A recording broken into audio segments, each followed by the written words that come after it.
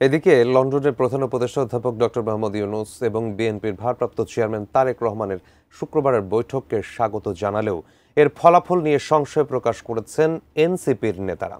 বৈঠকে দ্রুত নির্বাচনের দাবি নয়, বরং সংস্কার বাস্তবায়ন এবং জুলাই চার্টার তৈরিতে নমনীয় হতে বিএনপির প্রতি আহ্বান জানিয়েছেন তারা। জাহিদ হোসেনের রিপোর্ট। নির্বাচনের সময় নিয়ে অন্তর্বর্তী সরকার ও বিএনপি এখনও একই রেখায় হাঁটছে না। বুধবার যুক্তরাজ্যের নীতি গবেষণা প্রতিষ্ঠান চ্যাথাম হাউজের এক সংলাপে প্রধান উপদেষ্টা জানান, ঘোষিত সময় অর্থাৎ এপ্রিলের প্রথমার্ধই নির্বাচনের সঠিক সময়। অপরদিকে সরকারকে অনড় অবস্থান থেকে সরে আসতে অনুরোধ করে আসছে বিএনপি। এই টানাপোড়েনের মধ্যেই লন্ডনে প্রধান উপদেষ্টা ও তারেক রহমানের বৈঠককে ইতিবাচক চোখে দেখছে এনসিপি। তবে দলটির নেতারা বৈঠকের ফলাফল নিয়ে আশাবাদী হতে পারছেন না। নির্বাচনের তারিখ আগানো পেছানো নিয়ে আলোচনাটা সীমাবদ্ধ থাকে, সেটা আগানো হোক পেছানো হোক যেটাই হোক, এটা আমরা মনে করবো না যে এটার মধ্যে খুব বেশি যুগান্তকারী কিছু আছে। যে প্রতিশ্রুতির কথা বলে থাকেন, রাজনৈতিক আচরণের জায়গা থেকে বিএনপি মাঠে সে আচরণ প্রদর্শন করে না।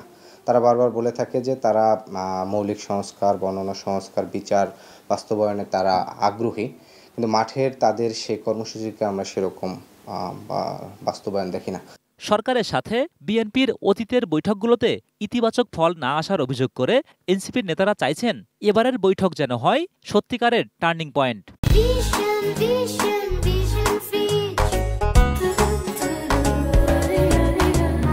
স্বৈরতান্ত্রিক ব্যবস্থাকে নির্মূল করে একটা গণতান্ত্রিক ব্যবস্থা কায়েম করার লক্ষ্যে যে ধরনের সংস্কার জরুরি, এই সংস্কার প্রশ্নে তারা নমনীয়তা দেখাবে এবং আন্তরিকতা দেখাবে, যেটা বাংলাদেশের মানুষের চাওয়া।